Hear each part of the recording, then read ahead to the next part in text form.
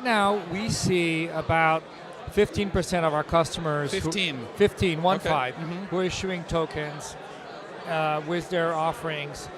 These are entrepreneurs that have companies that are related to the blockchain as applications or related applications. But with ERC 1450, we're going to be announcing soon that every company that we launch, every share we issue, will be tokenized. Regardless That's a big deal. regardless whether your company is a blockchain company or you are a restaurant looking for capital, an apparel business, a wine-making business. Electric car company, maybe. An electric car company, absolutely. We believe that tokenizing securities from the launch at the beginning will be very appealing to investors. If you think about cash, your dollars, Yeah. you probably have some in your wallet, and it's most likely you rarely open your wallet and use them. You use your debit card, you send by Venmo, you log onto your bank account and electronically send a check to somebody. So our money is 95% electronic as it is now. It's not physical. And banks, you walk into a bank, they don't have all of the bank's cash in a big vault. They send it to the Fed, where the Federal Reserve keeps it in electronic records as to what bank has what records. So dollars are already electronic. They're already in digital form.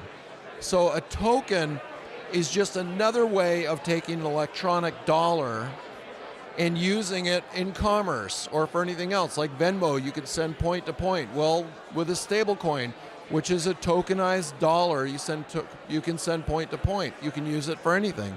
We've had clients say, well, is it a security? Is it a commodity? Is it a currency? And the fact is it could be all of those things or none. So it's not mutually exclusive, right? Correct, yeah. When we think about security tokens, one of the big things we like to emphasize is that you need to be really clear about the rights that the token gives you.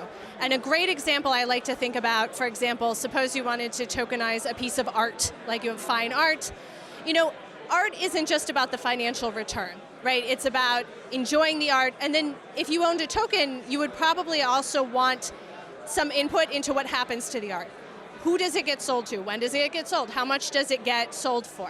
And so just issuing a token isn't enough. You have to think about the rights and the governance and the other pieces of the platform in order for your token to be useful and valuable. Yeah, so it's 2015, got interested in the technology, and I guess I'm one of those nerds who just got obsessed with the technology. We love nerds that are obsessed with technology. It's just the grandiose idea of what it's going to change. Wow. And then when you get down to it at a technical level, and I do not understand cryptography, but I understand every other part of it, and it's just like, this is the coolest thing, the way it works. And the decentralized nature of it, the fact that you don't need an intermediary, it's just, where else do you see that? And the answer is nowhere. Global capital formation and the ability to sell a security to anybody in the world is a humongous, world-changing thing, right? This hasn't happened yet. You haven't had the ability in today's markets for somebody in Japan to buy an investment in a venture fund in the US with cryptocurrency. Today you can do that, right? It's a whole different ecosystem. And then the promise of liquidity, right? That's happening, it's coming, it's going to take longer than everybody wants, but this promise of the marketplace and the exchanges is really going to be the two major areas that we're going to see change the world.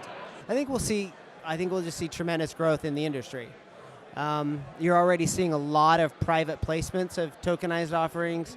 You're seeing the tokenization of real assets, of real estate, of oil, of a lot of the.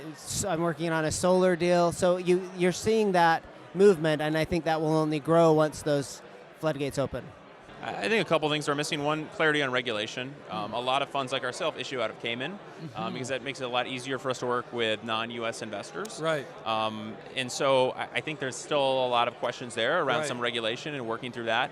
I think the other part is just regular investors getting comfortable with this space, right? And I think that will be the driving force, is when people that write $50,000 checks into normal smaller micro venture funds say, oh, I want to move into this space. I want to move into, I feel comfortable owning this asset. It's kind of like email, right? When email came out in the 90s, people were like, I don't know how to deal with this. I don't know how this works. And today we can't imagine living without it, right? And certainly today there still is traditional, we call it now snail mail, right? Yes. And there still will be assets in the future that are traditional assets that are built on paper, right? Instead of on this. But I think long term, the adoption will be driven as the mass public starts to become comfortable. I think the important part is developing the buy side.